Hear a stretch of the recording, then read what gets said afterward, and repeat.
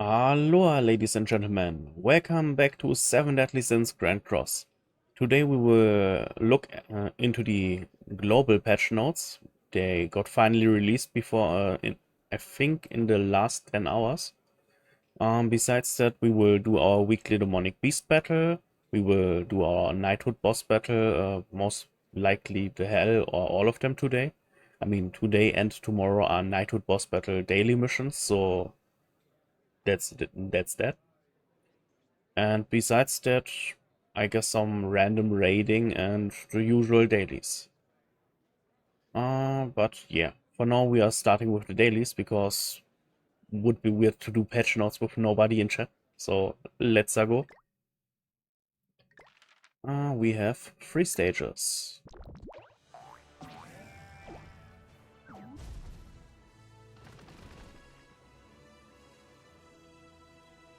So let's do the... Oh, still using the HP food from PvP. So we skip through the gear missions, like always.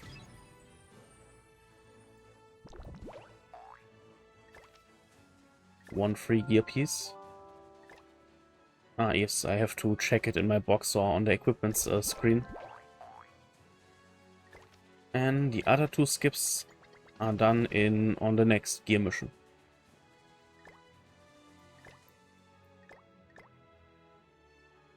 Aloha, KP Frost. And how are you doing? Excited for the 5th Annie? 2 skips, not 3.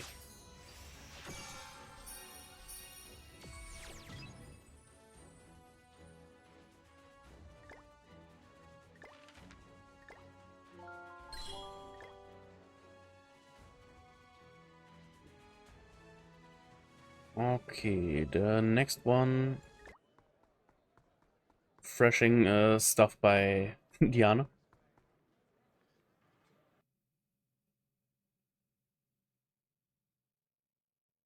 How did they fuck your favorite boy Escanor?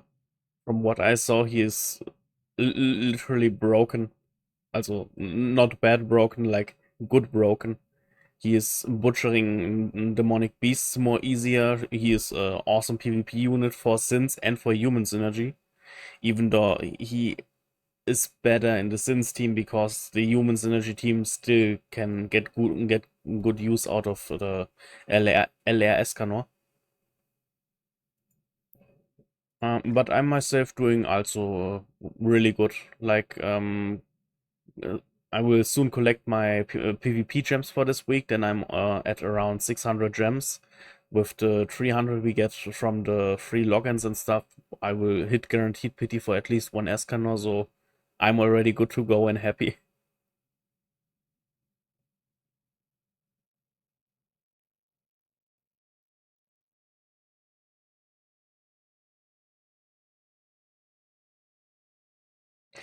Yeah, the ignore def is not that strong, but you still have the guaranteed extra damage he's doing, the like Roxy the on top damage. And for PvE, he is awesome. Like you can literally half health demonic beast with just one of his single targets. Yeah, I saw the shitstorm, but to be honest, I mean, yeah, it's Escanor's final form, but people are too hyped about it.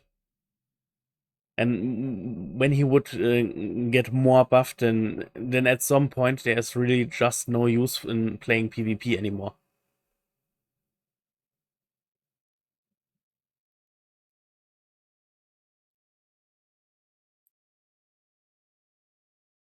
I mean, he is not a shit PvE unit, and he is not that bad in PvP. Like the fact that you can surpass damage caps like Demon King, or when you play him in human synergy with Roxy, you can make a lot of on top or extra damage. But then again, what I hate is that his whole burn effect is again ult scaling. Like, he's again one of the units where you want to push his ult because the ult scaling is actually working with his normal passive in some way. like the HP burn he is applying.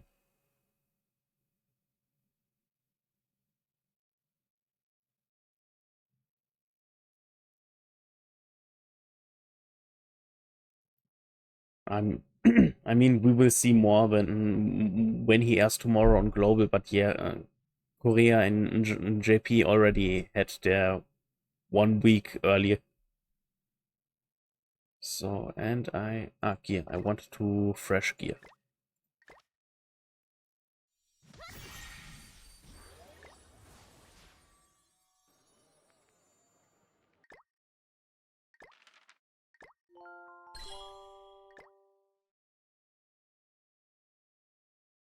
Ooh, I mentioned this before. I had a break for a year from the game.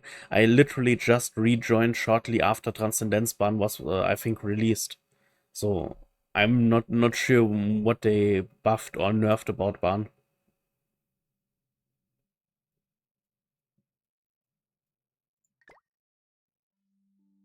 Next, some World Tree Tower.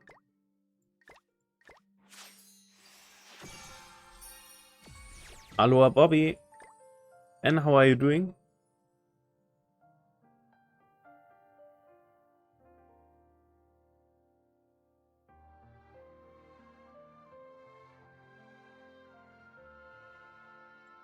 Wow. 2 bots at the same time. Peak.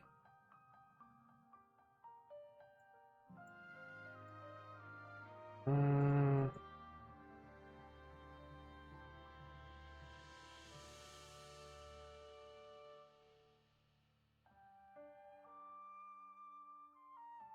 one gone. At least one should be gone.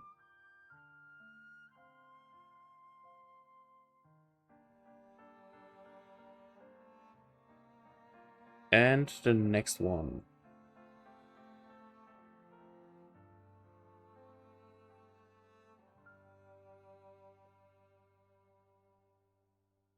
Yeah, I really should disable basically that messages including a link basically instantly getting deleted. Well, I'm also doing a good. Thank you for asking, Bobby. So, shop. Getting the free pendants like always. And friends. And I hope you all send your coins daily and get your event keys. Your Port Solkris event key thingies. Event Dungeon Key Bundle.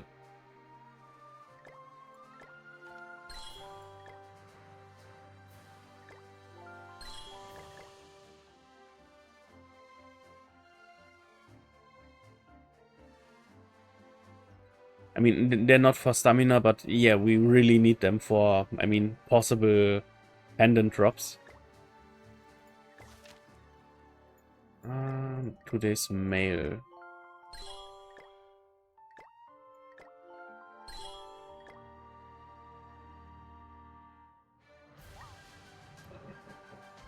I basically use the R coins for stamina because normally you have tons of R coins and they are not that good of the deals. Like, to be honest, 10 R coins for one of these is kinda not a good trade when you take 2000 friend coins are one event key bundle. 2000 friend coins are also 5 stamina pots. But with 10 R coins, you get 10 stamina pots or one key bundle. And that's why I most of the time go daily for the key bundle. And normally I have some spare friendship coins.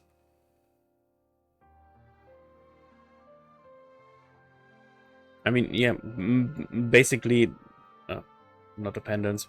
Am I blind? Stamina. Yeah, basically all I buy with the coins is stamina potions.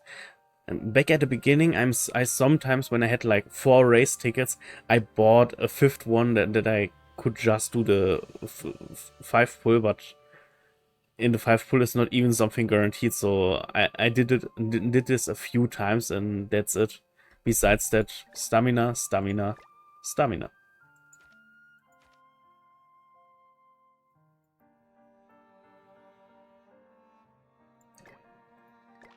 So, World Tree Tower, dann Fort Cerberus, Skipper-Toni.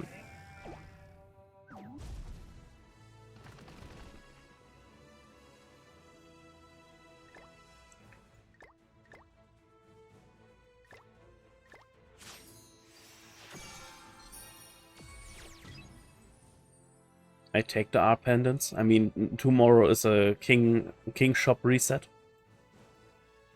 Or king exchange reset. I should also do the last mission of the Gopher stage. What do you want? Ooh, clear amnesia a third time. Oh yes, like I'm sitting on so many human and unknown cubes. I can instantly max out the traits for them, and I'm done.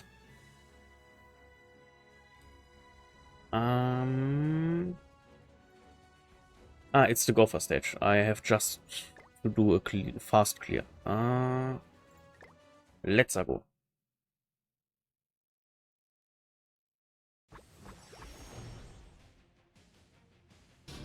I think the cube trait is a total of, I think, 600 cubes you get out of, not cubes. I think you get from the unknown cubes basically a total of 600 unwills out, or it was 400. But I know you get a ton of unwills out of this.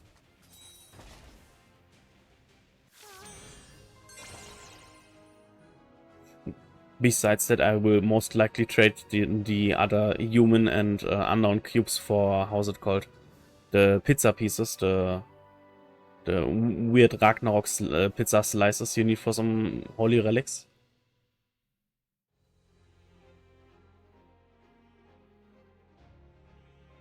Damn, you're stacked with pendants.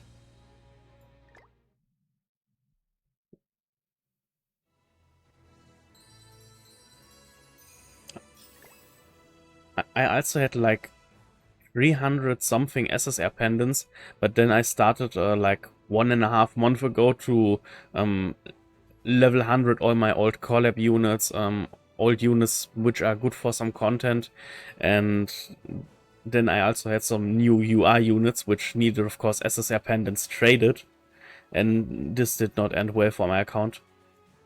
Like, I mean, I have now a lot of characters level 100 for now, but there are still way too much to go. Like, I think I have still 12 SR characters from 90 to 100 to make. My ARC characters are all finished, for God's sake. But then you see tons of SSR characters I could bring to level 100, but I don't want. The only ones I will guaranteed bring to 100 are the collabs, because there will, I think, never be a collab banner where you get the older collabs directly on level 90 or something. But yeah, all other older units I basically leveled in the last few days to 80 with the free multis. You can't use them because you don't have any units left to do. I guess high level player problems. I mean, I got today actually from my SSR ticket the Detonate Hauser. I was literally missing this dude. But I'm not doing him UR because I could pull him from the free banner and then he would go to level 80 instantly.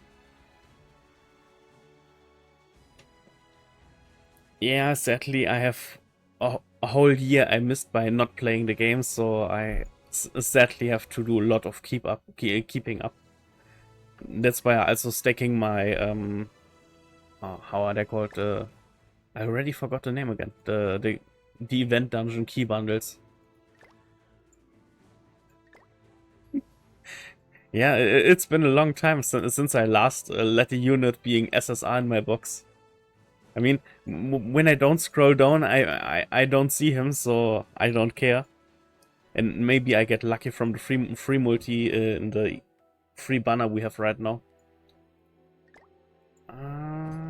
the first constellation. I'm still trying to get better HP.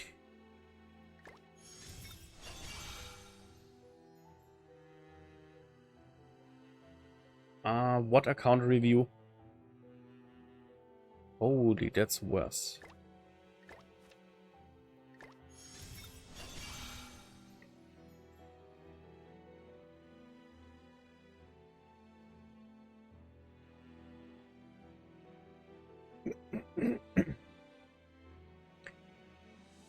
Your gold farm team was, I think, Tyr, Philo, and then another weak point attacker like Green Shin or how's it called, Jelly King. On the bench you normally play, I guess, Death Pierce. In my case, I using Dana Follis with Holy Relic for the blue attack buff.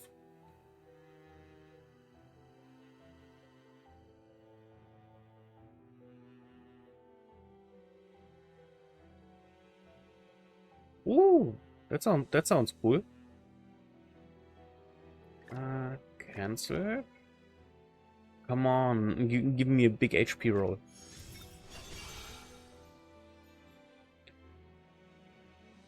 I see.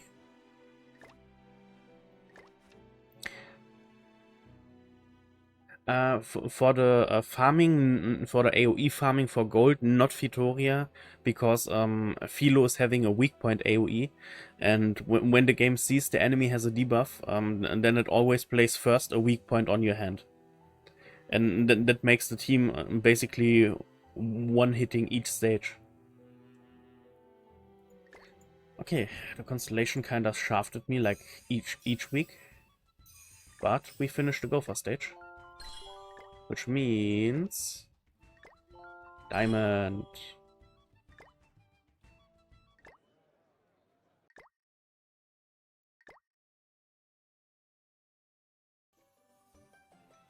And PvP means more diamonds.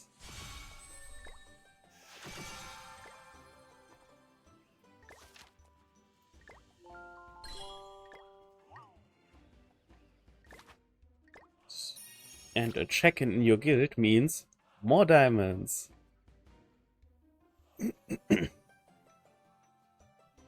Then good luck for the high score for the Knighthood boss. I will later just do the 10k points that I get all my rewards, and then we do, I guess, the global patch note watching, reading, enjoying.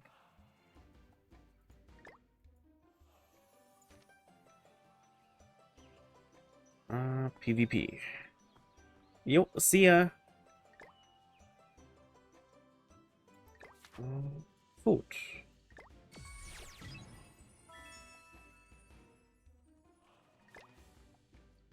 Oh, that should be no problem. Like, the anniversary is already giving you 300 gems out for free, or did you already calculate them into your pulse?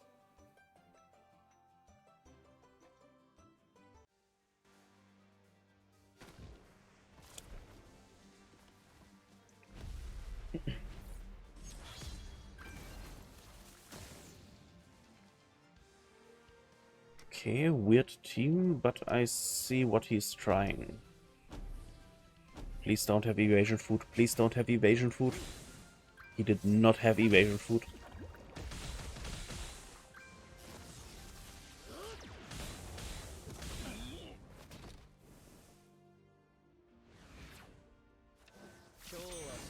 Ooh.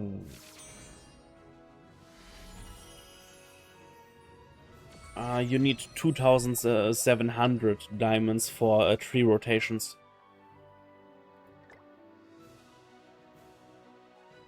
But I would keep at least 600. I mean, you have 1,400, so you can make one rotation and basically wait what banner drops after the second week. I mean, yeah, you're still new, so doing a second rotation on the banner could be really good. I mean, depending how your first rotation looks. Like, when you get all the festivals in your first rotation, then... But I mean, never mind, you're still new, and there are tons of seasonal characters in and some good Ragnarok or other units. So for a beginner like you, a second rotation is actually a good idea. But the third rotation is, I think, a little bit over the top.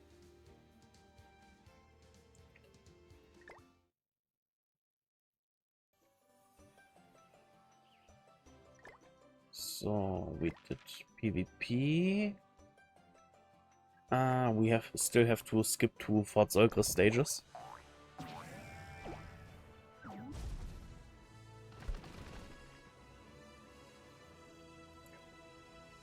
I guess I skip some books. Nope, I have enough green books. I have enough red books. Blue books it is.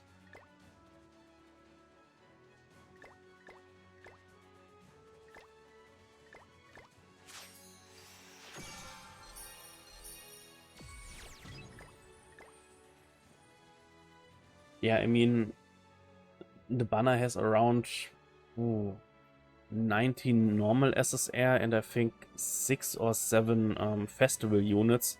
So you have a total of 25 till 27 different characters you could pull, and I think you're missing most of them. So even when you get a really good first rotation, I think a second rotation is still good. Besides, most of the festivals in the banner really enjoy having higher ult level, because not just their ult is hitting harder, because their passives are getting better.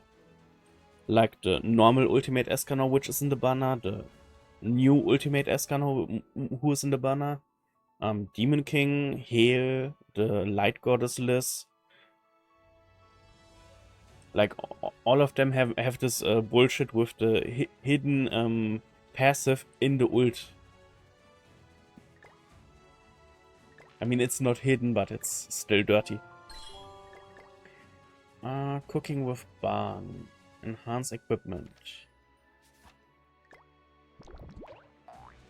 Few more dailies, then we go to the patch notes. Hype.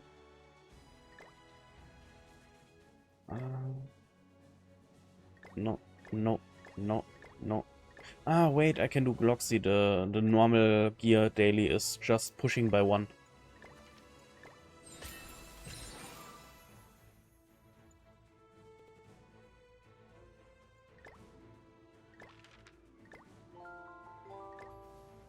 Cooking. Then the Knighthood boss.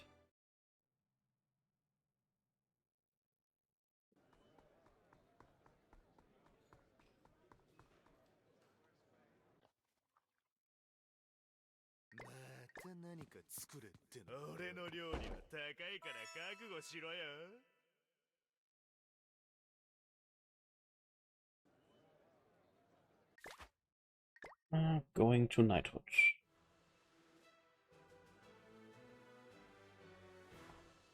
Never mind. Entering the Knighthood. True, yeah.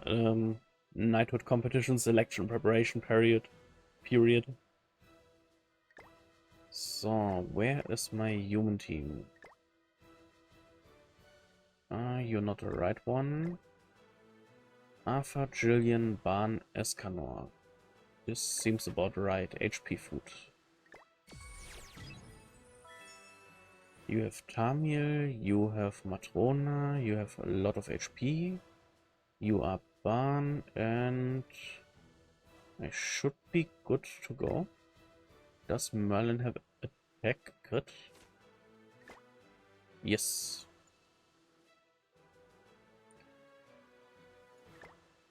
Okay. Be the last enemy with a human hero skill. Attack with a hero with an attribute advantage 10 times.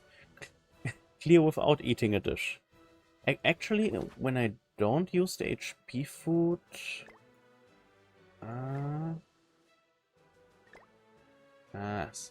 damn. Still active. I guess I do this one first. Actually, not using the HP food could be huge. I mean, 25% point increase.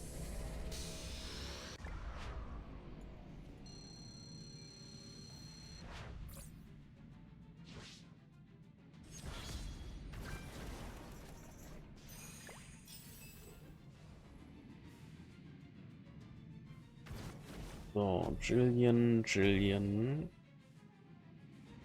Barn Snipe, and Escanor-san.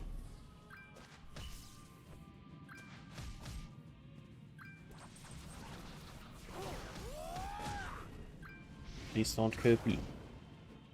Thank you. Oh, this is huge.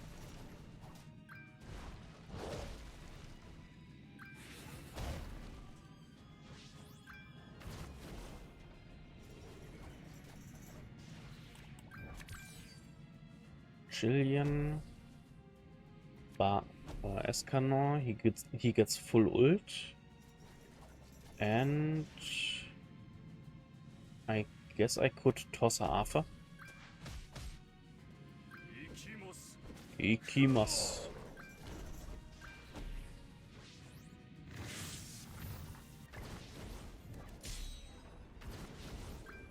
Okay. We have a gold Barn debuff and we have Escanor ult. I see damage potential. Wait. I can do this. I can play Jillian, Barn, Escanor ult. Please don't kill Barn. Thank you. 2 million. I mean 2.2 million. 7,000. I mean with HP food, but for extreme that's okay. I mean now we have all the normal rewards.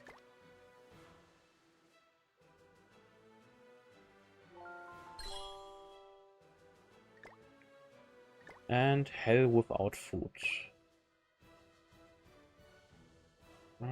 We have the Knighthood set. I still should level the Knighthood set. But for now this is okay.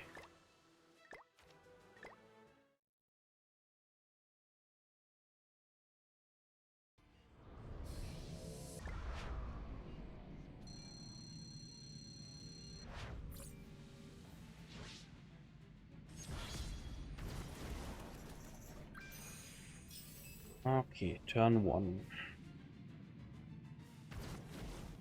Jillian, Escanor, Barn.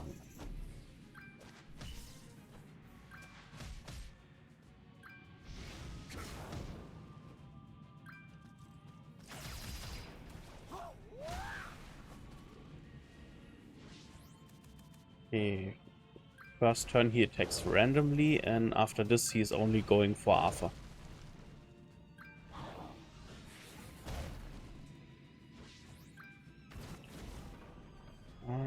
What can we do?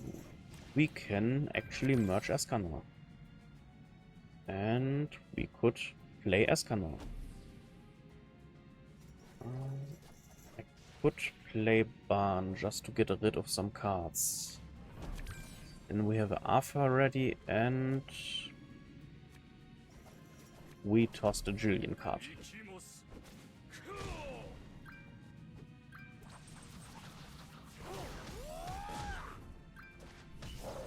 Perfect.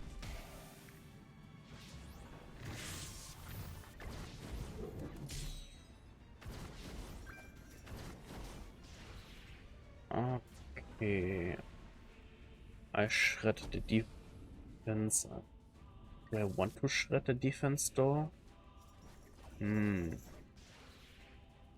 Arthur shreds the defense, and after this...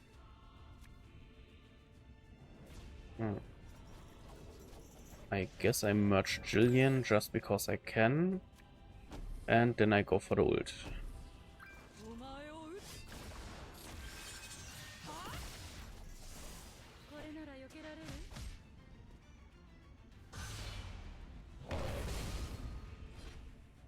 Okay.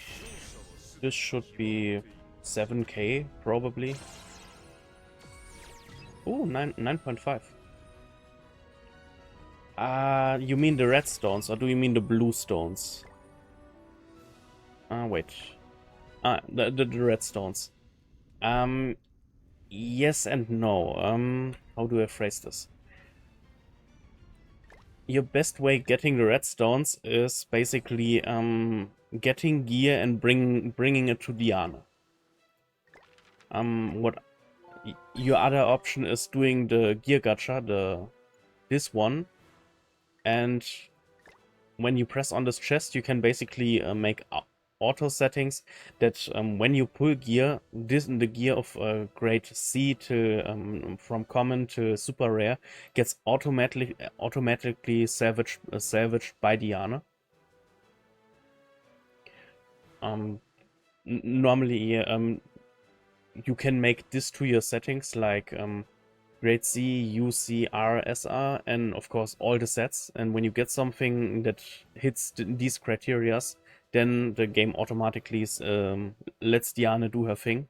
But I would only do this when there is the festival. Like when the festival tomorrow starts, then Diana has a higher chance giving you more red stones and blue stones out of your stuff. Besides that, when you for the next option, you need a lot of money because what I normally do is I do my raids, and when you defeated a raid boss, you have for 1 hour reduced cost in the city, like a 20% discount.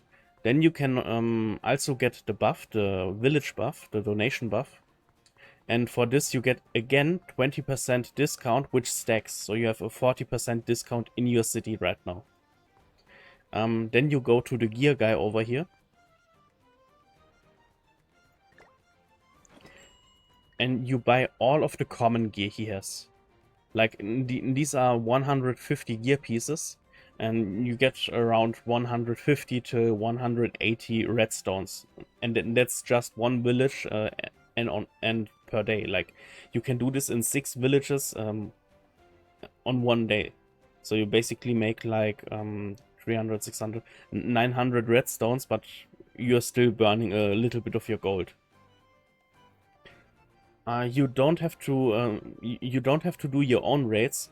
When you get invited by a friend and you clear his raid, the same buff goes for your village. When I would trigger now my raids for, let's say, Vanya, and you join me and help me clear the raid demon for Vanya, then you get the 20% again. But you cannot stack it by doing 5 Vanya raids all after each other. Like, you cannot go to 5 different friends with a Vanya raid and get 20%, 20%, 20%, and now everything is free. That's sadly not working. But yeah, I could basically now trigger my raids, we could do them, and then we can basically both go to the guy, because I also have to buy gear because I'm kinda broke in terms of stones. But I would wait doing this for tomorrow. Also, when you do this, you need a lot of equipment slots. You basically should have maxed out your equipment slots. That's right. I also will wait for the Diana event tomorrow. Basically, as soon as the 5th Ani update hits, the Diana power up is on air. And then basically you get more red and blue stones out of basically everything you bring to Diana. Also, I have another tip for when you need the blue stones. When you have like SSR gear from sets you never play, like the crit chance set. Like there's one unit, Red Slater, who needs it. Besides that, nobody needs that gear. Then you can basically push it just to plus 5. No stars, just plus 5. And when you like bring 12 plus 5 pieces to Diana, or just a lot of plus 5 pieces, she gives you more redstones out because you already invested redstones, but you also have a higher chance getting more blue stones out of the piece. Yeah, here where you see your gear slots, how many you are using and how many you have left. On your right there should be green cross like here, and then you can basically use gems to increase your equipment. I mean, it's it's totally worth it. Like, you will farm a lot of equipment. You will like all the time go to this guy to buy and sell stuff. So you need the space. Like you saw, I got a little bit of SSR gear in the last few weeks again because I'm doing my dailies. I'm doing the gear missions for the daily skip missions, and of course by triggering raid bosses and stuff, I'm always getting like the SSR orbs, the runes, and at some point you're already over capping with them, and that's why it's good to have more gear slots.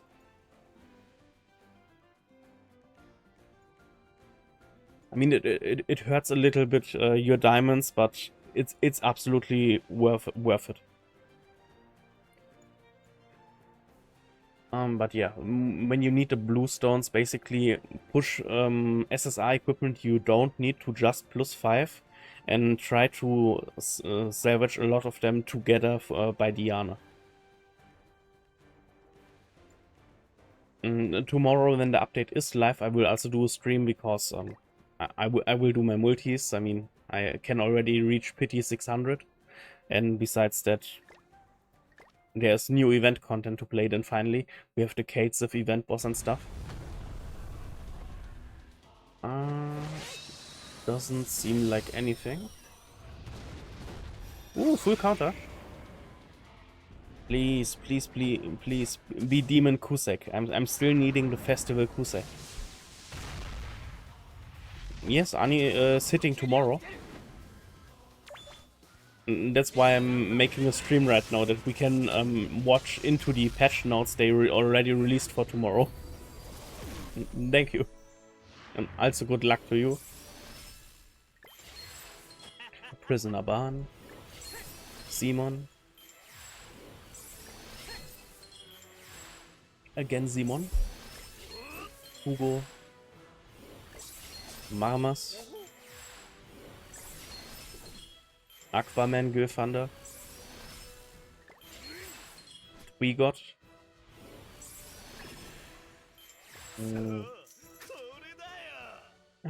Why another Nunchaku-ban? I think all of them are already maxed.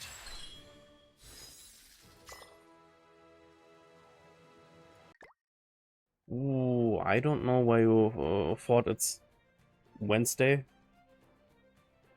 Maybe some other game you play that has a Wednesday update?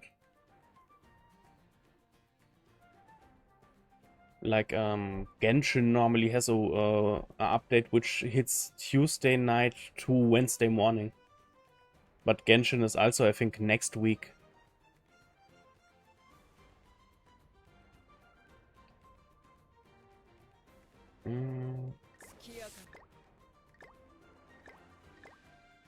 Ooh, I have some race. I keep my race tickets because with the update tomorrow, Mummy Skadi actually goes into the race tickets.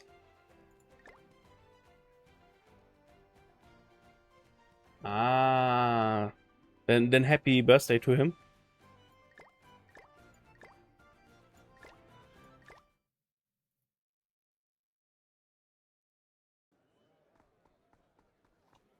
Oh, true. Also, there's some from the event you'll get some Tavernen decor, and some Tavernen decor you equip has effects like you're getting more friendship coins from your dailies. When you collect your money from Hawk, you get once per day 15 redstones, and that you can collect more Vanya Ale. Like you see, I just got 6 Vanya Ale. I think the normal amount you get is like 3 Vanya Ale. So the reason I get 6 is because I have some Tavern cosmetics.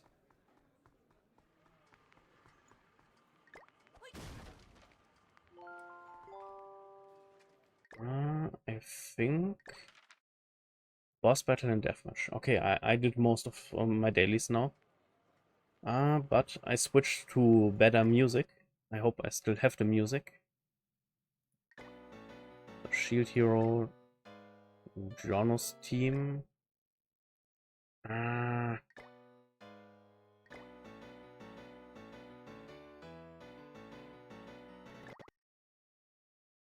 I think the tempo's okay.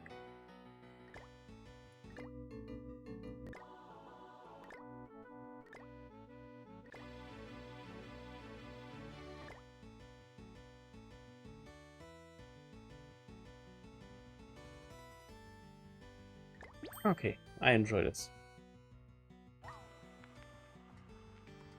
So now while we have good music in the background, we will go to the patch notes. So, for tomorrow, the new festival Escanor is hitting.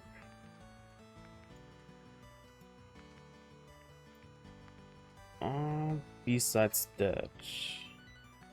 So, now everything works. Ah, then let's go. I mean, yes, it's a multi, but then you're maxed out for the equipment. So here they have a nice camera shot from the new Escanor.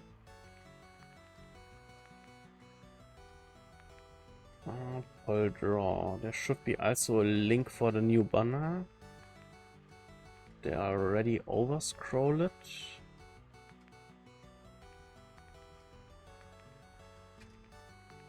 Yeah, we will get the chapter 29 ends finally, so we get 30 gems from there, and we will get the last chapter, which is chapter 30.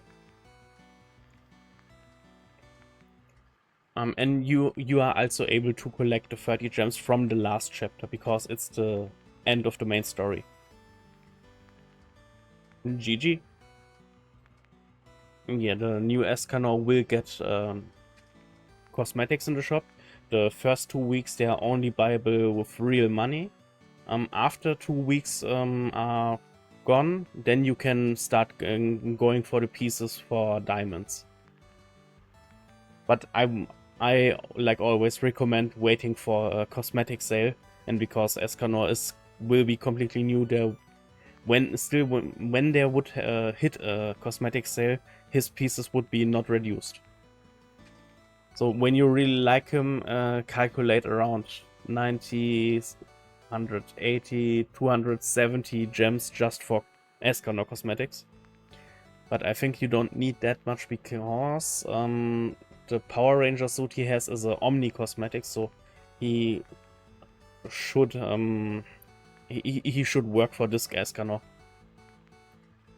Yeah, when you want to buy one UR cosmetic, one UR cosmetic for a character costs 30 gems. Because don't forget, they give you substats and they give you still like attack, defense, and HP stats. When there's a cosmetic sale, then actually all the UR cosmetics in the shop are only costing 20 gems, which is, I mean, it's a 10 gem card. That's a lot. Like, you buy 3 cosmetics and basically you already saved the gems for a third one.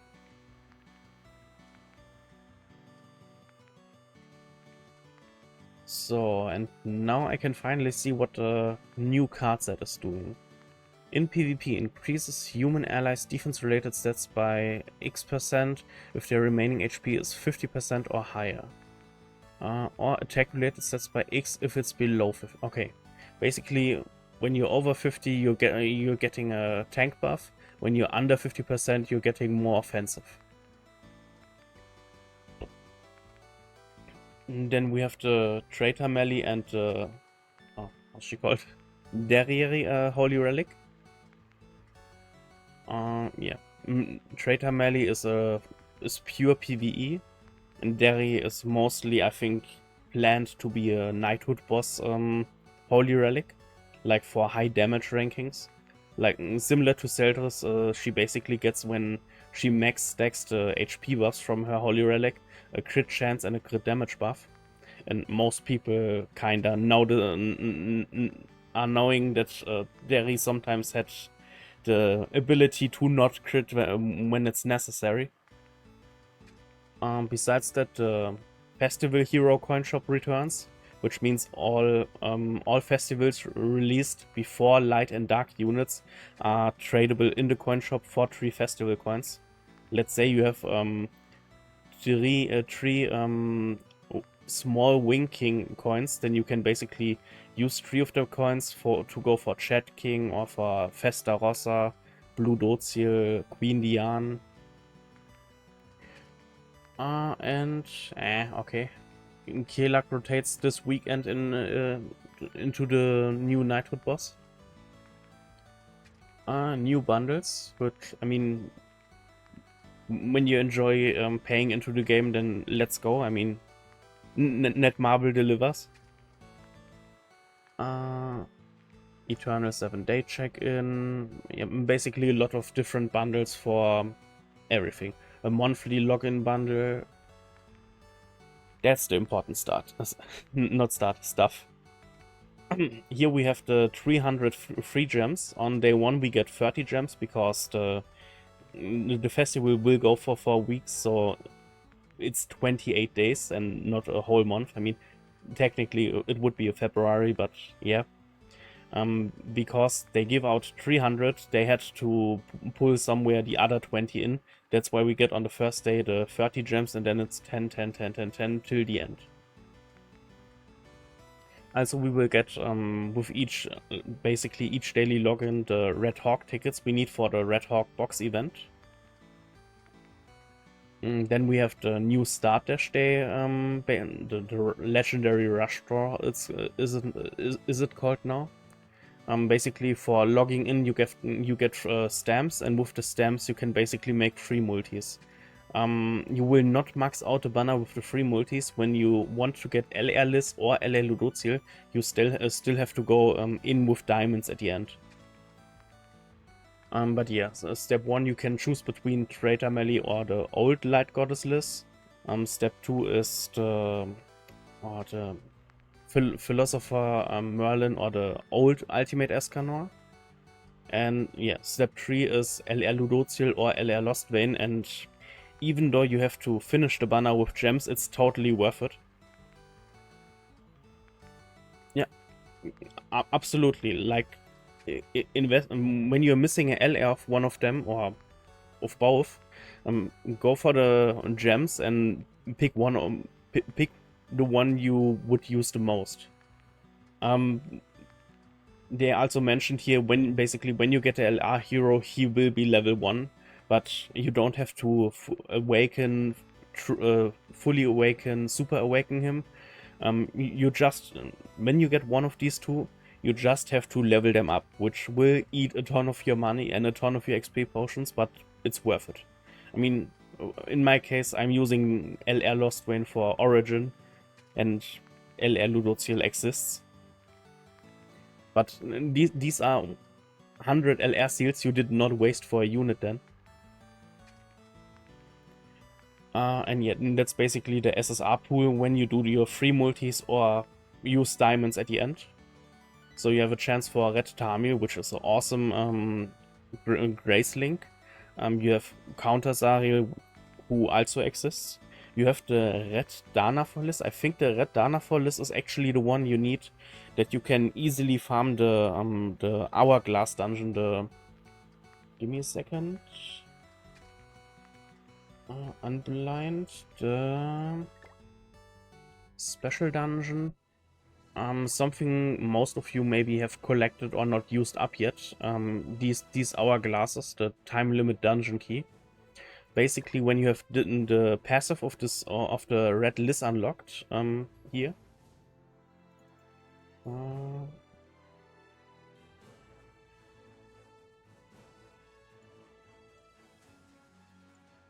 No. When you have the passive of this red list unlocked, her passive also works from your bench, so you don't have to play her on field. She basically makes that your characters are making a not a fixed amount, but they make damage equal to the max HP of the enemy. So normally your characters need, like, I think 3 hits max, or I think 6 hits to kill an enemy guaranteed. So for farming the Hourglass dungeon, she is nice for beginners. Some other players I know can basically overpower the dungeon just with a strong AoE team. Then we have Red Excalibur Alpha, which is kinda dead and outdated thanks to Chaos Alpha, but still a new unit for most people. And also don't forget, everything you get here is fully awakened and level 90. Halloween Gopher is still a good unit for like Belmoth when you don't have him. Like most Belmoth teams are using one player Halloween Gopher and the other one Zaneri, because you cannot really use the green list to cleanse debuffs, because normally you play Dana for Liz and they are the same character, so you cannot play them together. They have Roxy of Madness in the banner. I mean, she is for humans still a good PvE and PvP unit at some point. I mean, more PvE now, because PvP Blue Roxy is kinda not completely dead, but yes, she basically is dead. Halloween Matrona, which was at the beginning an awesome tank unit for Bird, but did also kinda fall out of the raster. Then we have Green Brunhild, like, I think at this point, I think she's in the hero way. I think literally everyone should have a Green Brunhild. We have Blue Megelda, which is also an awesome bird unit. I mean, still a good bird unit. Retona is a good doggo unit for the demonic beast Skull and Heart here, I think. Frey is also an awesome unknown unit and Ragnarok Goddess unit. Green Escanor is for everyone having LR Escanor, not ult max yet. Still a nice pick. I mean, not pick, you don't pick, you have to hope that you get him. They have actually the New Year's list. I mean, the last four are basically characters who have a LR evolution. So you have the chance for basically LR Escanor. I mean, you don't get them LR, but you have a chance for Escanor, for New Year's list, for Gloxy, for Blue Celdris. And I mean, Liz for now is one of the most used characters for still PvP as a bench unit for Holy Relic, for Demonic Beasts. I think some people also use her in some Knighthood, high damage ranking Knighthood boss teams. Then we have our usual 5 missions to get a free multi. Like, I think that's exactly what I called last week. Draw heroes 3 times. I mean, we will get 30 gems, so you can make your first multi just with gems. Or you make your, you watch your 2 ads and you're making some, I don't know, race ticket or something. I mean, in the end, it's a festival. People will have at least drawn 3 times. And don't for all the people who don't know this, try to collect all 10 tickets and then do your multi, because when you have 10 tickets, the game is actually giving you 10 plus 1. When you would use them for single pulls, it would be kind of wasted potential. So draw heroes 3 times. Use 10 welcome jump box part 1 tickets. So basically use the red tickets we already get for the login. So you will already have 10 tickets when you log in. So you can do this like instantly, like drawing. Get a bingo 10 times. Basically you have to skip 3 stages, Fort Solgris, maybe your trainings dungeon, that you get enough of the bingo tickets and bingo selector tickets that you can pick the numbers you're missing. Clear event boss battle 5 times. You can only beat it 5 times per day. So when Kate Sif tomorrow gets released as an event boss, butcher him 5 times on whatever difficulty you like. And of course play the Fort Solgris stage. Like, there's this one stamina Fort Solgris stage. Play it, you play it, I think, basically each day, because the first 2 weeks you get 1 or 2 gems out of it. Yeah, you get 1 UR pendant from this Fort Solgris stage, and when you finished all 5 missions, you get 2 more UR pendants, which is kinda you need the UR pendants for this Escanor, because he is base UR, so each level limit break you do on him needs, I think, 1 UR pendant, and for the last 2 level limit breaks he needs, I think, a total of 4 UR pendants. So he's eating them up like a lot. Our jump box event, like, basically with the red tickets you can pull a item pool empty from Hawk. When you got the rare item from the box, you can basically say, I want to go to the next box, and the game only lets you go to the next box when you got the rare item. And you get basically Spring Goddessless, Blue Megelda, and Jormungand from the first Hawk event. on I think level 90, and of course you are. And I think fully awake, yeah. Get you are level 90, fully awakened heroes, fully upgraded equipment sets and stuff. You will also get some from the guaranteed rewards equipment sets, and I mean whole sets, like you will get a full HP defense set. The first few boxes will just have R or SR sets, which is not bad, because you can still slap them on some characters in your box just to get more box CC. Like, let me show you. I'm actually doing this right now on filter by starting grade. I think I put them on. No, you have your own gear, you have engraved gear.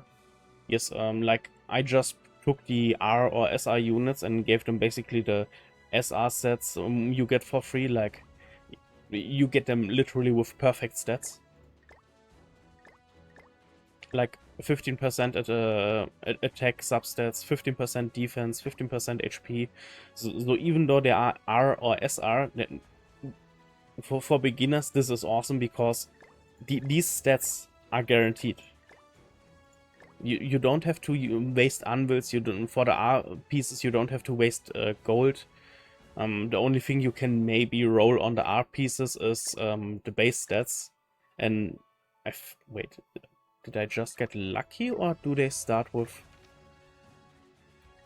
Did I get lucky? No, I think you even get them with perfect base stats. Okay, that's kind of nice. And the only problem is, I think all the sets you get from the event are... I think all of them are HP defense sets. Which is... Yeah, you can do the damage sets for yourself, but... It would be nice when you get 1 HP defense and 1 attack crit set or something like this. But I mean, you get a ton of free gear, which is already finished, so you don't have to waste gold, you don't have to waste enhancement stones, and you don't have to waste awakening stones. And like I said, I have on Jude, I have come on, I have on Hugo SR set, I have on Taizo SR set. I have on the Villager Gopher SR set. Like, they gave you a lot of sets from also in the last anniversary. Like I literally just took some bench units, parked this set on them, and never had to think about this. Frasier has a set like this. Gustav has one. I mean, I will use this event to, I guess, give Weinheit and some other characters in my box more CC, just to push the account combat power.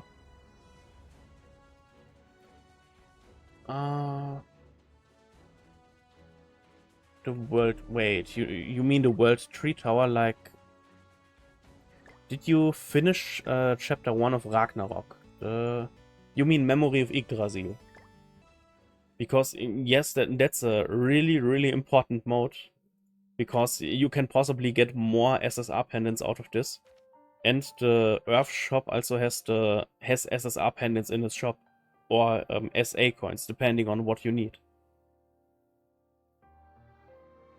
Ooh, they have goblets. I could actually use them on my second account. I mean, now that they basically unified all the awakening items, I kinda rushed my second account like insane. So, but back to the patch notes. Also, there is a daily for the Yggdrasil, where you get basically an artifact booster, and from the booster you get an artifact, which when it's a dupe, it's turning into artifact XP, and with the XP you can basically level the sets. Like on the anniversary you will get a new card set, and you can basically level the set just by feeding XP into it. Like, yes, the Knighthood boss set. Basically, when you push the set bonus increases. Like now I'm getting basic stats by 3% increased, and the damage decrease from enemies by in the Knighthood boss is 6%. When I now hit the next level, I would actually get 4% and 8%. And so on and so on. And normally when it's a 3-piece artifact set, you get you can only max level it to level 3, and when it's a 5-piece, you can max level it to level 5. Yeah, back to the patch notes. Yeah, that's basically the red ticket hawk box event. Like you see, remaining rewards 50-50 under the Spring Goddess list. When it comes to the worst, you basically have to burn 50 tickets, but you get them like from the event bosses. You can from the event boss shop. You get them by daily login. You get them from the bingo event. So basically, the whole anniversary will give you tons of chance to get the red tickets. My way to go normally is when I get the rare character or the rare item, I jump to the next box. Because the normal rewards in there are most of the time not that good that you could risk not maxing out and not getting all the rewards. When you hit round 11 and you're still getting red tickets, basically you play the last box over and over again, which like you see, round 11 is 3 UR chests, so all you get out of there is just more gold. But yeah, the first box has the Spring Goddess list, which is kinda outdated. Box 4 has Jormungand, which is an awesome DA unit. I mean, with how Unknown now is working with Fitoria and Frey and Glass, Jorm is still one of the MVPs for Deer. Megelda is still one of the best or good units against the bird. Step 10 is a free Escanor multi. Well, not Escanor, but a free festival multi, where you maybe have the chance to get Escanor. And you see this comeback 1 and comeback 2 chests.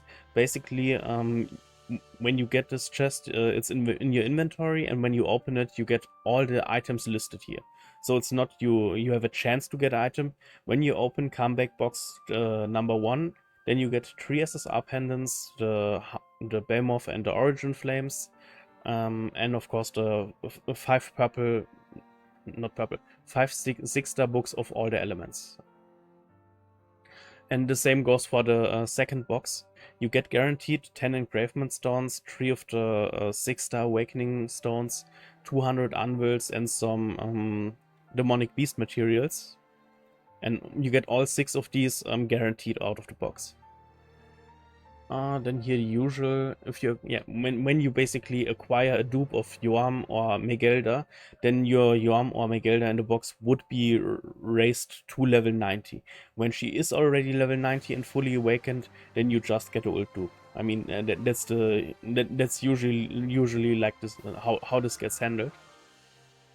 Yeah, here's the example again. SSR level 50 hero get turned into UR level 90. And a platinum coin will be obtained when you already own the character. Then we have the buff event. I mean, by now everyone knows the buff event. Over time, this you generate points. With the points, you can basically activate some permanent buffs or some temporary buffs. Yeah, there will be like usual just level 1 and level 2. What do we have? Yeah, of course the bingo event, like it was already mentioned in the 5 missions above. Yeah, you have the normal bingo tickets, which will give you random numbers unlocked. And you have selector tickets, which basically allow you to say, I want to unlock number 24. I want to unlock number 15. Like when you're missing just 2 or 3 numbers to finish the whole board, then use the selectors. Don't use them at the beginning, because maybe you use them for a number you like, or you just think it's the right number to pick, and then you use your normal bingo tickets, and then you get like 3 times the number you already selected. This will be basically the all bingo rewards. So when you complete the board, like you complete the first board, you get a SSR pendant. You complete the second one, you get a tavern cosmetic, which is kinda okay, because I think all the tavern cosmetics, besides the base ones you start with, have some passives like Get 20 friendship coins by doing a daily mission. Get 5 red enhancement stones by collecting your money from Hawk. I think it's called calculating your sales or something. Yeah. Round 3 is SA coins. I mean, people need SA coins. Round 5 is again SSR pendant. Round 4 is one of the 5 cards from the new artifact set. Then we have 25 Red Hawk tickets, again 25 Red Hawk tickets for the box event. So round 6 and round 8 is already a full Hawk box clear. Yeah, and 3 SA coins. And besides that, these rewards listed are the rewards when you basically finish, like you see on this picture, when you finish this line, you get 1 Awakening Stone, sorry, Engravement Stone, not Awakening Stone. When you finish this line, you get Red Demon Food. When you finish the diagonal line, you get the Behemoth Course. So the usual treatment for the bingo event. We will have a event boss parade. The names of the bosses are already listed down here. The first week we will get Cave Sith or Cav Paluk, basically the story Chaos Beast from the last chapter. And then each week there will rotate 1 new event boss into this parade. And yeah, for basically for a total amount of clears from the event bosses, you get also again rewards. SSR pendant, 50 tickets, so you have basically 3 Hawk boxes already finished with the bingo event together. 5 SA coins, a Tavern cosmetic, green Hawk tickets, which is for the 3rd and 4th week when we basically get the second Hawk box event. Because there will be a second Hawk box event where you also will get characters, and you will get, of course, gear boxes.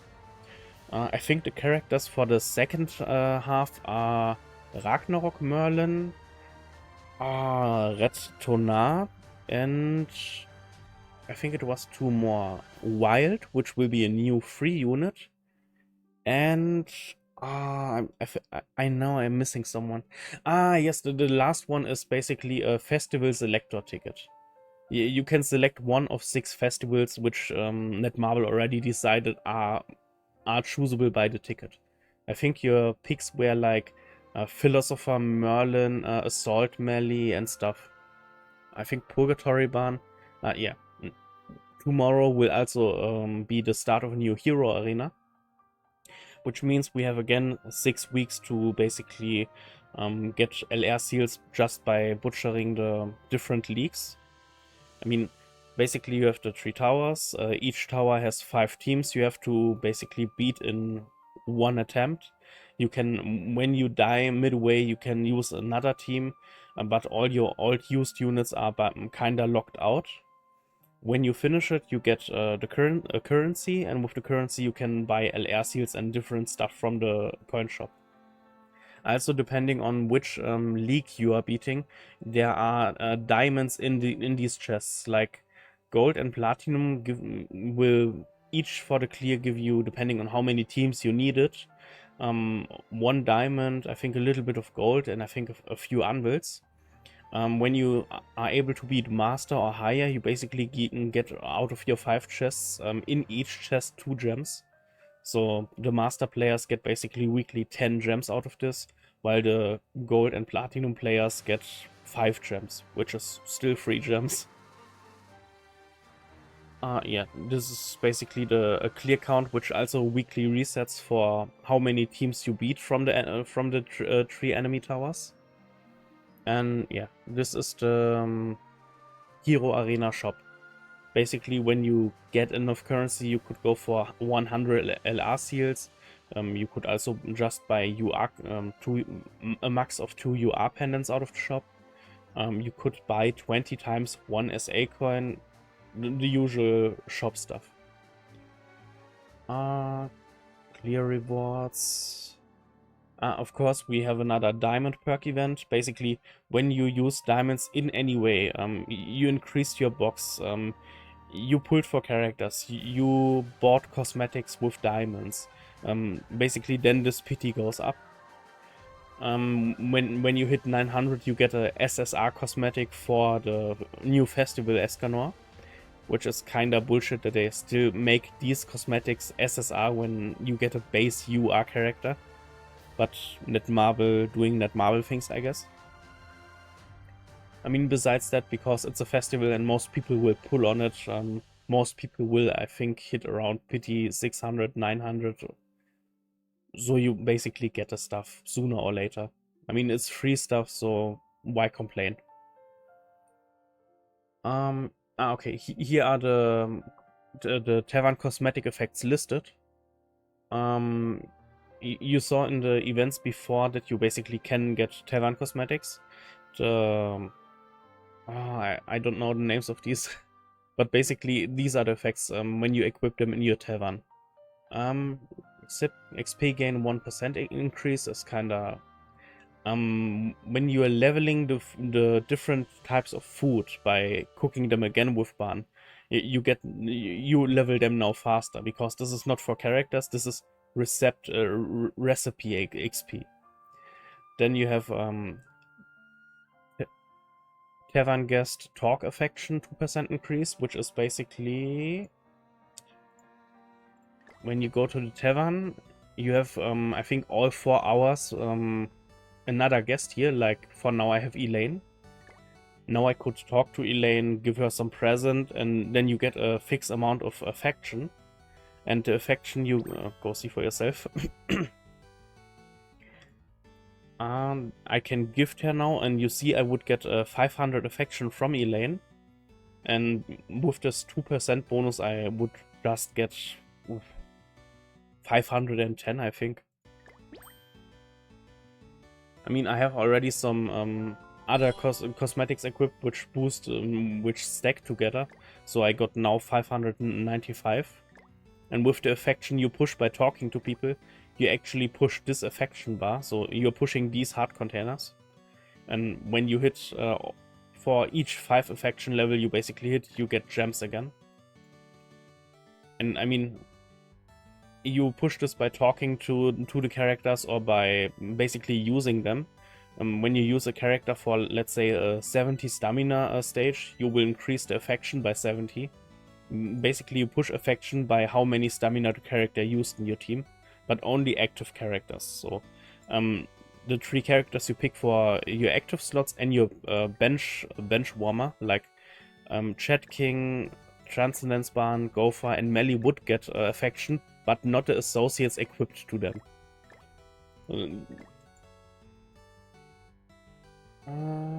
Back to the patch notes. Come on. Okay. What do we... the King Exchange resets. So when you have like demonic beast materials, you can trade them into other stuff. Like the human cubes go into can be traded up to 100 5-star awakening stones. The unknown cubes can be traded into I think a total of, don't let me lie, 600 anvils. The goddess cubes go to up to 40 hammer of Weisel. Besides that, you can also trade your cubes into the pizza slices or trade cubes into other cubes you need, which of course you do with a lower value. Then you have the raid material exchange. 2 for 1 basically. 2 red horns could be traded for 1 graving and stuff. You can trade 3 of the normal materials up to 1 Behemoth core. This a total of 30 times with each material. And then you can trade 2 Behemoth cores for 1 origin flame. This is mostly for me interesting because I have so much of red, gray, and red Howlex. So I normally end up just getting all the Behemoth cores out of this because I still have to push a lot. Then you have R pendants for anvils, which I for beginners not recommend. You should look that your R characters are at least UR, and some of them are even worth bringing up to level 90 or 100, like Twigo or Alioni when you use them as bench characters. Then you have the R pendant for cosmetic push items trait. That's more interesting. When you can afford it, I would recommend this because pushing the cosmetics of your festival units is already huge, but at some point you will also start pushing the cosmetics of the characters used as associates. Like people using Red Tamil, Red Saril as associate. On these associates, you normally want to push the cosmetics too, because associate is giving a part of his stats to the equipped character. Then we have 30 SR pendants for one fully awakened token, which is not worth it. Don't do this. Like, you could make 3 SSR pendant out of this, or limit break a few of your, not limit break, level limit break basically, a few of your SR characters, or just you are them. Then here again, 3 SR pendants for a SA coin is okay. That's actually a deal I always do. That's why I always have 30 SR pendants ready. So I get my 10 SA coins from the exchange. Then we have 2 engravement stones for 1 hammer of Weisel, or 2 hammer of Weisel for 1 engravement stone. I basically just trade the hammer for engravement materials because you're still kinda limited to the engravement. And what they new added is now the, how's it called, memory splitter or something. Basically the race crystals you get from beating the Demon King. Because a lot of players complained that they got out of the... You basically get for beating the Demon King, depending on the mode, I think 7 or 18 boxes, and in each box you get basically 3 random shards. And some people had a problem that they got like way too many fairy or giant shards, but wanted to like push their goddess or demon characters with True Awakening. So now you can trade them with 4 to 1, which is kinda... I don't like the amount, like 4 of them into 1 is... could have been better. Besides that, you can also trade 20 of the of each memory crystal you have into 1 LR seal, and this up to 30 times. Then we have the usual boost events, like you get... Oh, wait, did I do this? Give me a second. Bad red demon. The patrols. We will get double skip tickets for each patrol mission. So instead of when I complete now, I think I get 9 or 11. 9 and 2 extra because I have some characters with cosmetics. But when you now with the boost event do this, you get basically daily 18 skip tickets, which is a lot. Like, some people are always complaining that they're not having enough skip tickets anymore. So take the free skip tickets. So, and back to the notes. We have the usual boost events, like higher chance to get super or ultra success for XP potions, higher chance that Diana is giving you more red or blue stones out of equipment salvaging, engravement discount. Basically, instead of a half of a million gold, you have to just pay 250k to engrave a gear piece. And removing engravement is now for in this duration free, but you basically don't get anything out of removing engravement.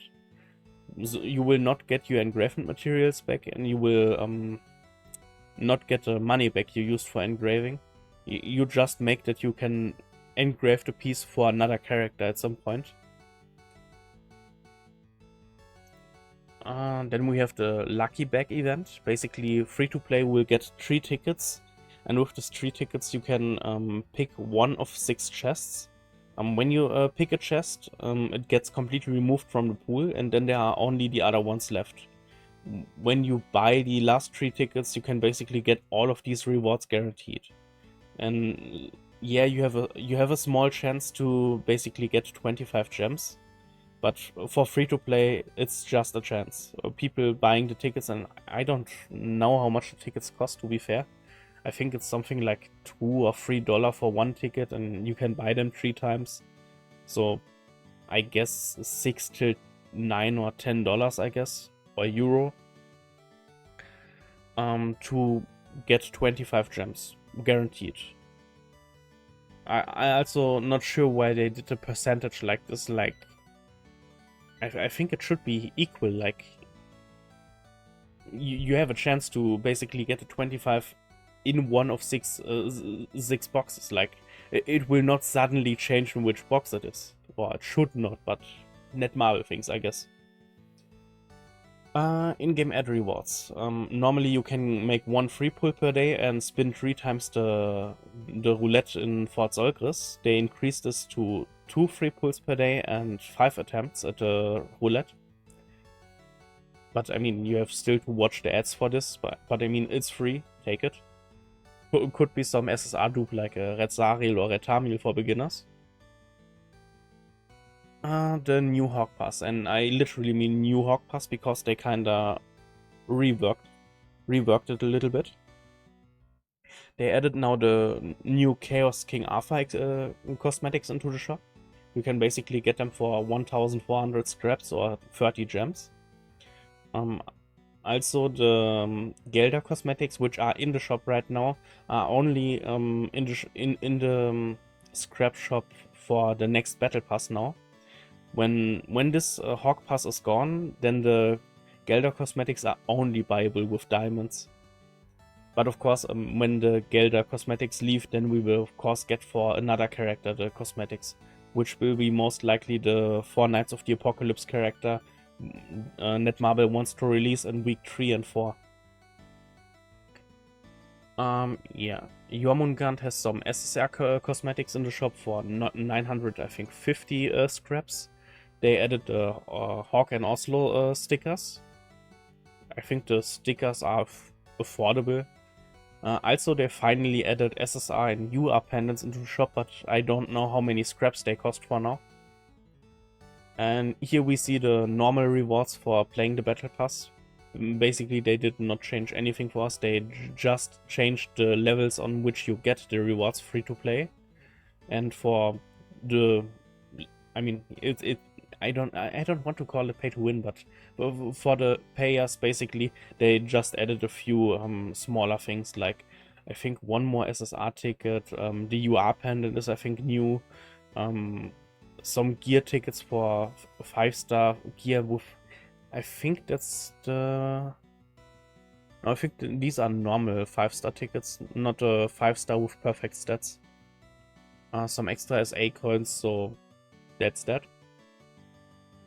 The two diamond stage in Fort Solgris, how's it called? I mean, Leone's Holy Knight special training, but I earlier today on the stream just played this whole Gopher stage we have right now.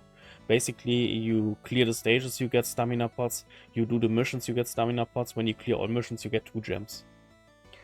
Then they made some UI revamping and overworking.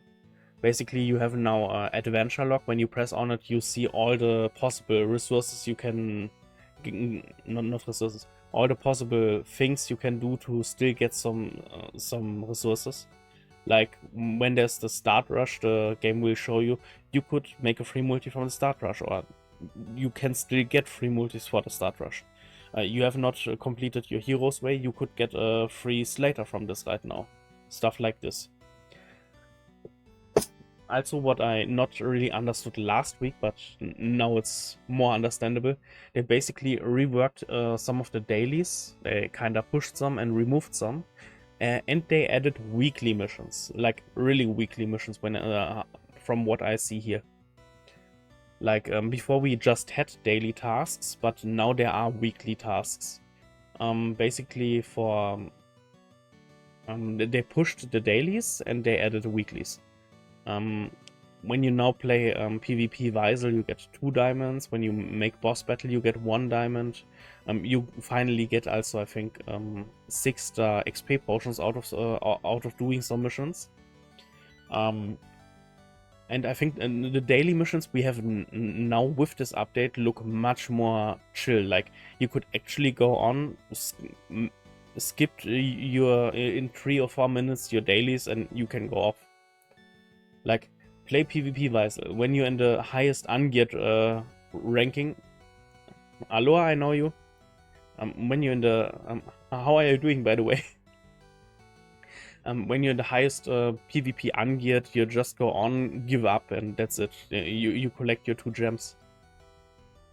For me, it's 16 o'clock at midday. PM? 4 PM. 4 o'clock PM should be. I think AM is at morning or something, and PM should be after morning. Yeah. Clear boss battle, you get 1 gem. I mean, just skip it once. Also, you have a use a skip ticket, use an auto clear ticket mission, which gives you 1 gem. Patrol dispatch. Literally anyone should patrol dispatch. Anniversary should release in, give me a second. In 8 hours, the update should kick in. The update will be around, I think, 4 or 5 hours. And so in 12 or 13 hours, the update basically kicks in for me. But sadly, this will be 5 o'clock in the morning for us. And I have to go to work at 5 o'clock in the morning.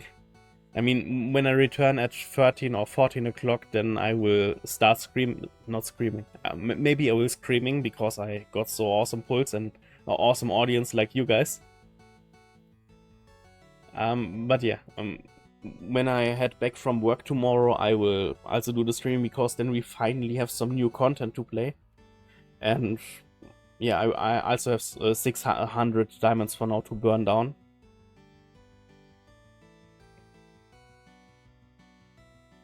Yeah, right now I'm on, I think, 600. We will get also the, how's it called? The 1 or 2 weeks ago there was this how's it called? Not the pre-ani coupon, not exchange. Registration.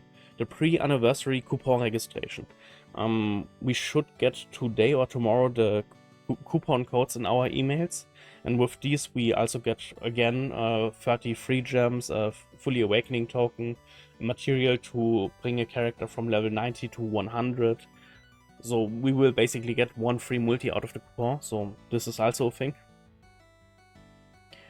But yeah, right now we are looking in the patch notes over the reworked dailies and added weeklies.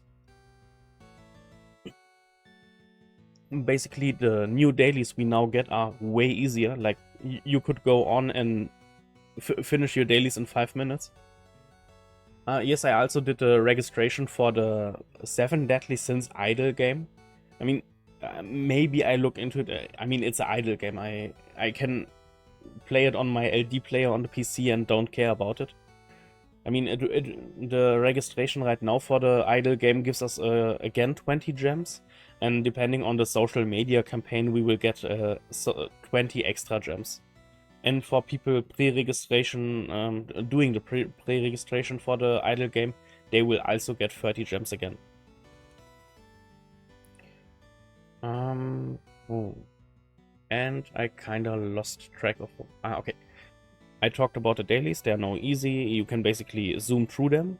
And we have weeklies. Weeklies are, of course, some collective missions, like check-in weekly, I guess, for 5 check-ins, or I don't hope it's 7, because some people are sometimes slacking off. But basically, checking in 5 times, and then you get, when you check in the 5th time in the week, you will get your SSR pendant and 2 SA coins, play Demonic Beast Battle. Not sure about how many times this is intended, but 2 diamonds and 1 SSR pendant. Like, you are getting now a ton of SSR pendants or just with the weeklies, and we never had dailies or weeklies giving us like pendants, so 3 SSR pendants over weeklies is already a lot. Some gear tickets, play Demon King Battle gives you 3 more extra boxes with memory shards. SA coins, we have anvils, we have more SA coins. We have 6-star XP potions, which when they now go and rework Fort Solgris, that we have better drops there, like they actually should add the highest rarity of like make UR boxes a guaranteed drop when you make your gold runs, make 6-star books a guaranteed drop when you make your stuff, your book runs, when you still need books, I guess.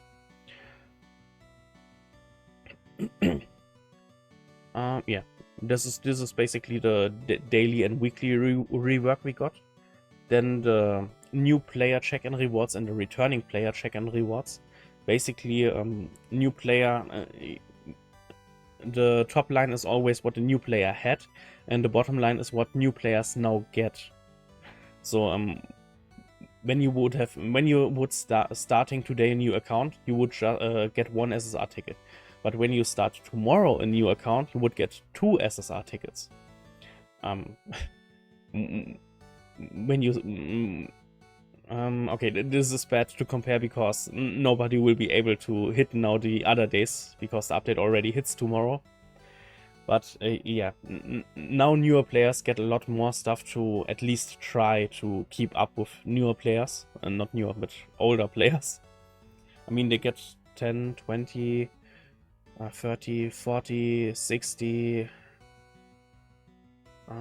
70, 90, 100 gems, and instead of a red gopher, they get now a traitor melee, and they get up to 2, 4, 6, 8 SSR tickets and a lot of pendants. Like, new players get now, just for logging in the first month, 5, 10, 15, 20 SSR pendants and 3 UR pendants. And the 3 UR pendants is huge.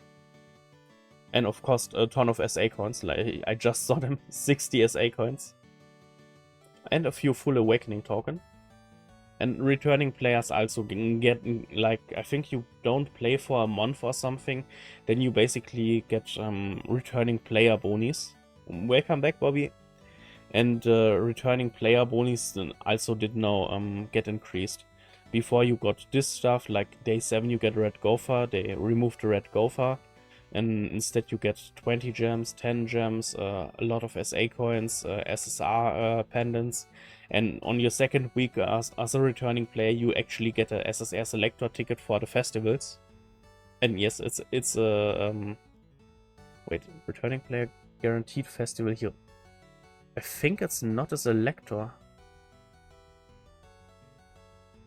I think it's just a guarantee. Yeah, get festival heroes randomly. Okay, it's not a selector. That would be kind of crazy. Imagine you want some festival, you just stop playing and returning. Yeah, they changed the UI. Before we had it like a list from top to bottom. Now you have the tabs basically on the bottom from left to right. Like normally you have pressed up here on purchase bundle. Wait, for some reason my mouse is invisible again.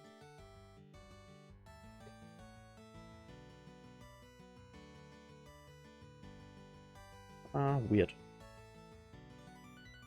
But yeah, they basically changed the UI at some parts of the game.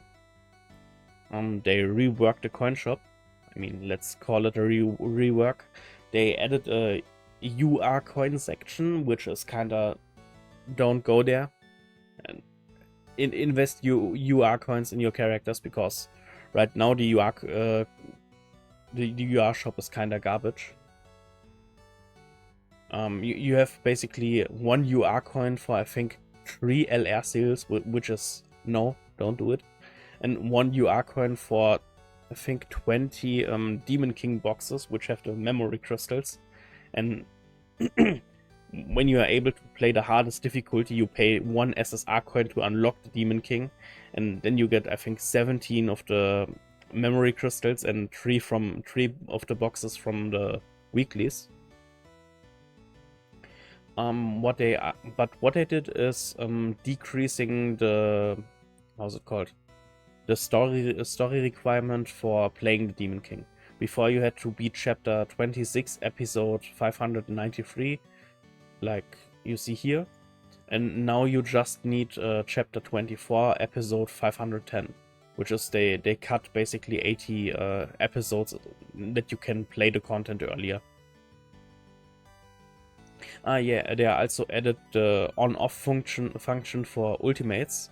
So this works also for the wild attack. Like when you follow the rules of the Demon King, or at least a few of them, normally wild makes an electric spin attack, and you can now skip this attack from wild and just directly go to the stun for the Demon King or whatever debuff gets applied.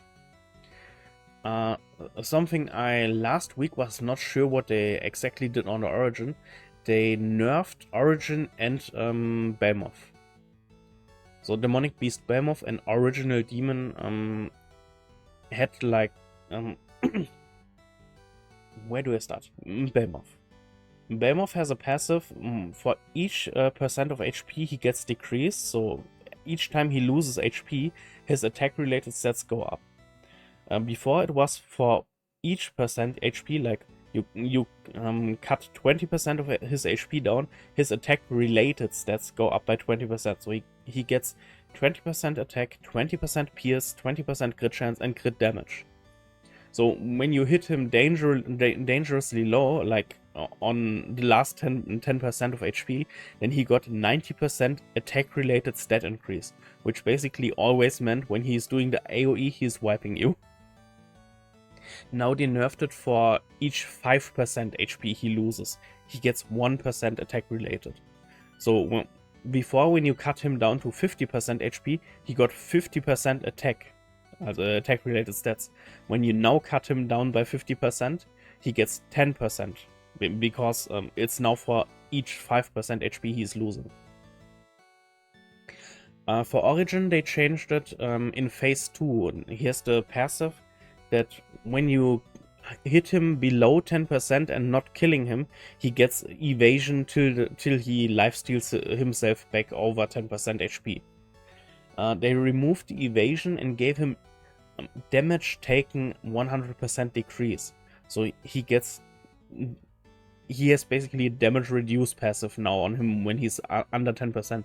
But 100% should mean that he's basically still invincible, but your skills actually are hitting him. And it's damage taken decrease when you on extreme or lower playing it. Basically, when you still land a crit hit, even though he's not taking damage, passives like the new Escanor or Roxy are hitting. You did not damage with the attack, but you did a single target crit. Then basically Roxy's on top damage can still kill him. Besides that, Hawk Pass missions and reward revamp. Yeah, I mean, they reworked the pass, so we already saw this. There is a first purchase bonus in the diamond shop. The first time you buy like 1 gem or anything gem related for real money, you get 1 SSR ticket. They reworked this that you now get 5 SSR ticket the first time you buy anything diamond related. Also, our Domi Mami Skadi gets now added with the update tomorrow into the race ticket, race draw 1 tickets, like human, giant, unknown. So you have, technically you have the chance to pull Skadi out of the race tickets, but let's be honest, the race tickets are kinda garbage at some point. Also, the SSR costume for Wanderer Gopher or Wandering Knight Gopher gets now added to the, how's it called, the Sacred Treasure Shop for 20 gems, because that's the regular price for SSR cosmetic. Just for the people, of course, who missed, who did not play or who missed hitting the 900 milestone for the cosmetic. Yeah, and I think we are hitting the end. Demon King battle reset announcement. Basically, when you play the Demon King today and finish him, tomorrow with the update he gets reset and you can play him once more this week.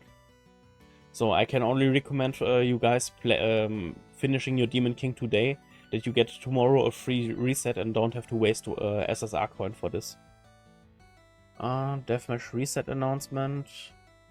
After the reset about the occurrence and repel of deathmatch will be reset due to the addition of weekly tasks. Not exactly sure what this means.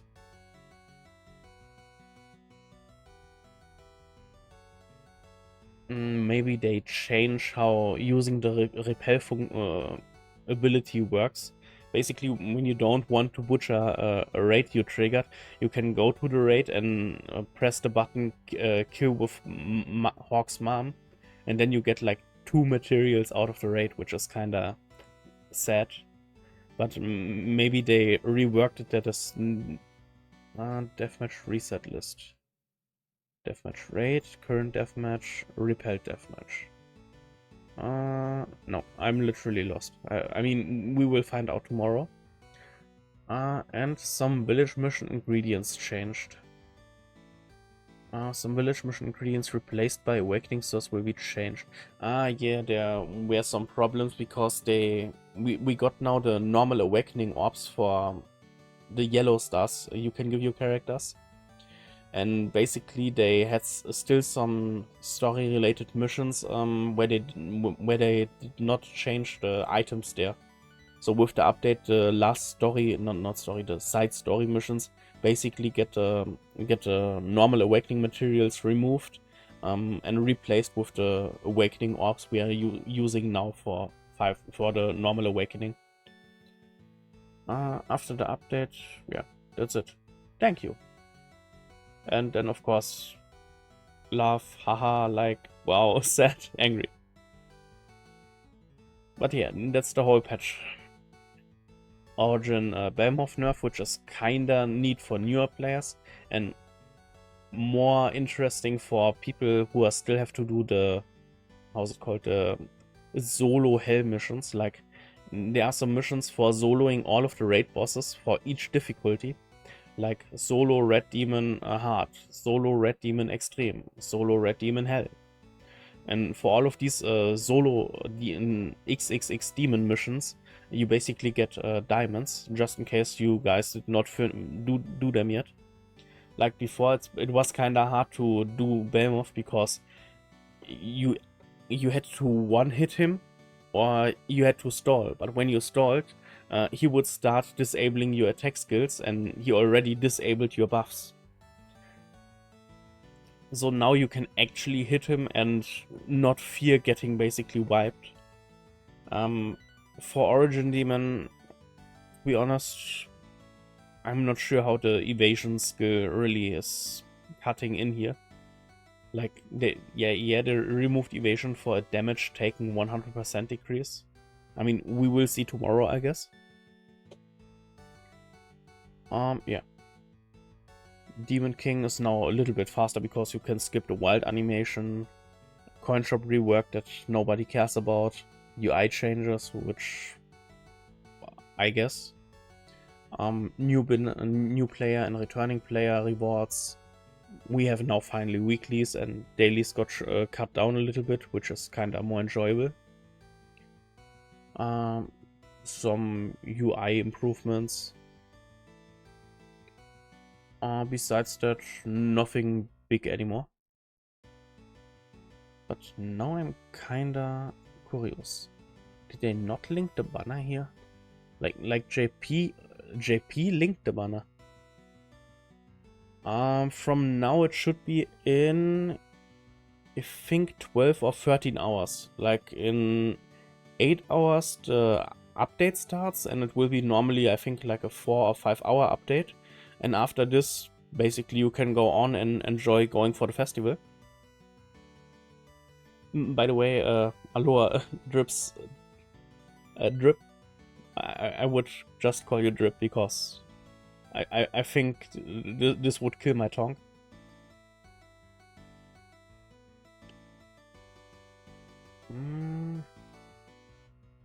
Is there no link for a banner?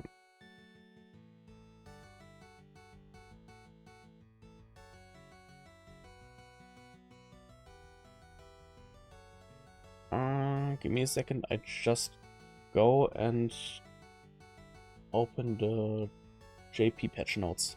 because the JP patch note had directly the banner linked in. Marble Forum. Genshin update, Wuthering Waves. Holy Relic. That was me watching the live stream.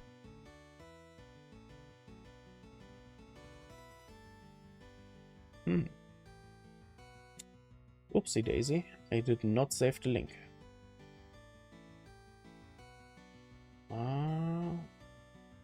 But this should be no problem.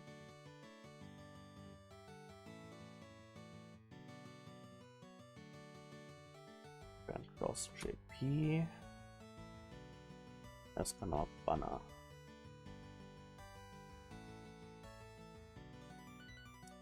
That's the old banner. Peak.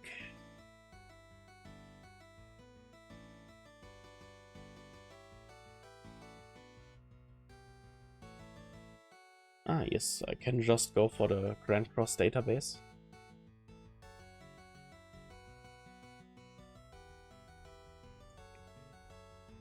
JP patch notes.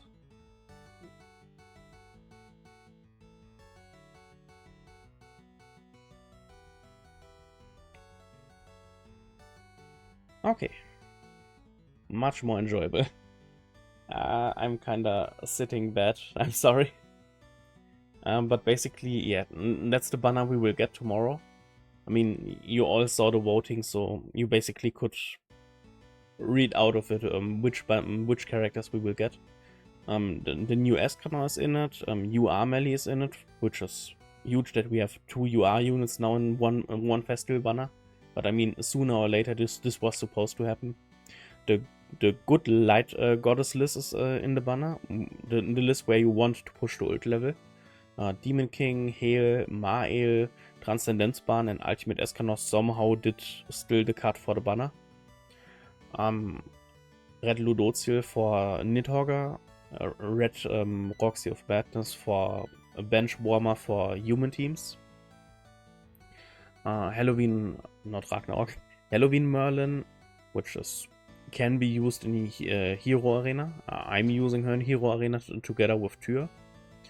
PvP Freya, the blue Crazy Roxy, because a lot of people, I guess, still missed her or wanted to push the ultimate. Wedding Brunhild, which is AoE weak point character, so I can only recommend her in gold farming teams together with Jelly King and Tyr. The red Raid Diana, she's basically doing the same thing the green Dana for Liz is doing, but for, of course, red raids. And Diana is doing it when you have different races in your team. Basically, Diana is like when each character in your team is from a different race, only the on-field characters. Then she ranks up your whole hand and gives your whole team blue buffs, like attack, defense, HP, and I think debuff immunity for 3 turns. Springless, which is kinda sad because we will get Springless for free from the event. Valentine's Melascula, which is okayish unit. I mean, give her some HP lifesteal substats and she is good to go. Then yeah, we have the green wing Elaine, the blue wing Elaine. We have the red Freya, which is also a good Nidhogger unit, together with the, how's she called? Adjustment. Red Ludociel. And together with Red Ludociel, these two are good Nidhogger units. But sadly, Freya needs her Holy Relic to work for the team. Tristan, because he is a demon and goddess bench unit, but I guess most people should have him already 6/6 or... yeah. But yeah, Tristan is also in the banner. Something that actually excites me is the Christmas Valenti, because I don't have her right now. And I mean, when you get her and evolve her, you get like 3 free cosmetics. You get a UR costume, you get a UR headpiece, and you get a UR weapon for her. And which is, I mean, it's free cosmetics, it's free substats, and because the new Valenti, which just came out a few weeks ago, is usable for Demonic Beast. This is kind of free push for her. Then we have the blue Dana for Liz, because I guess. And Eastine of Authority, the Halloween version, which I guess also some people missed. I mean, yeah, she is a seasonal hero, so I understand. And basically all Dana for Liz's are seasonal. Yeah, we will have the 300, 600 SSR UR Pities, and on 900 the guaranteed Escanor. So enjoy, guys. I mean, I wish each and every one of you the best of the luck. Besides that, then there's the banner with the paid tickets. Like you can buy some special tickets for a separate banner, where you have basically I think a 5% chance or 7% chance for SSR or UR. And on the normal banner we have like I think 4% chance or something to get a SSR character. Then yeah, the start dash they basically reworked. I mean, we all know the start dash by now. I think the first and the second maybe is basically free to get.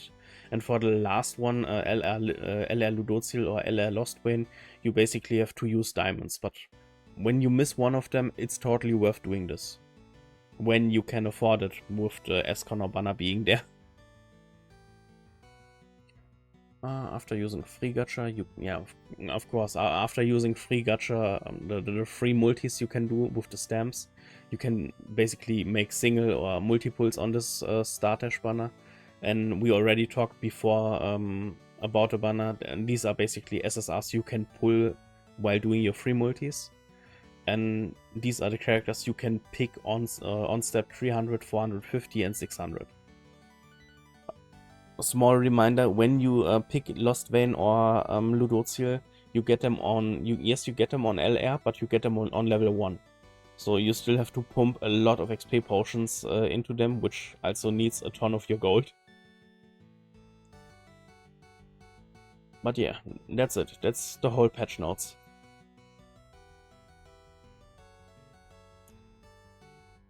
Oh. I mean, for now it's 12 to... Wait, is it? Yeah, around 12 to 13 hours, then the banner drops, so... Do your dailies, enjoy the game till the update hits. Like, I think in 8 hours the update should hit, and yeah, then the game is down for 4 to 5 hours. Small reminder, when you do now your Demon King for this week, after the update tomorrow he gets resetted, so you get tomorrow another free try to do the Demon King. So, guys, do your Demon King today and get a free one this week. But yeah, that's it with the update. Besides that, Knighthood. I did not collect. I did beat him, but I did not collect my stuff. Okay, some more SSR pendants because I need them right now. Anvils, ticket, SA coins. Wait, can I? Now Fumi. Oh, no way. Super Awakening coin. Come on. Yes. Nice.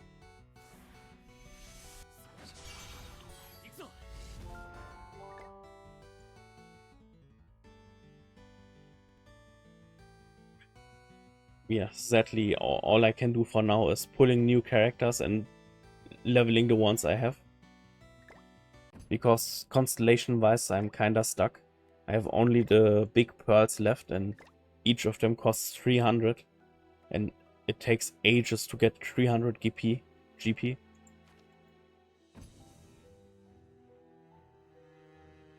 When you take... And there are actually people are already hitting the last constellation in this game.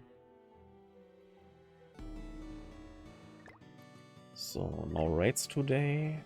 I can still do the ghost leg because it's peak gameplay. SA coin. Ooh, I can get 3 SA coins. 4 SA coins. Tree. I go down here, I go down here, here, right.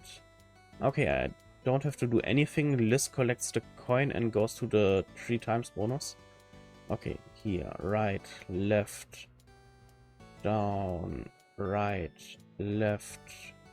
Okay, I'm ready to go.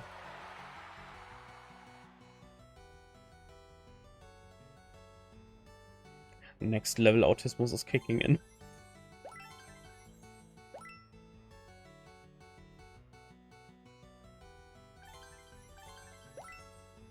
Nice. 4 SA Coins zum Anwils. SSR Pendant.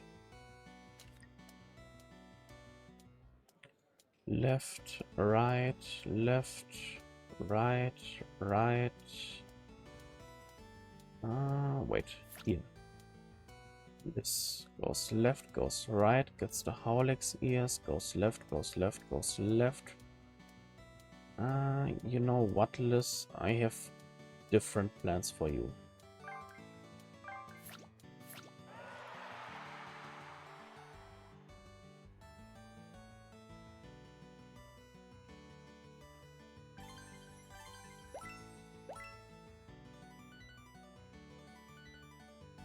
Perfect. There's this Upendant and the Origin Flames. And that's it. They give you way too many currency for this event. Also, I think Gloom Shop should be empty by now. Yeah. Hawk Pass.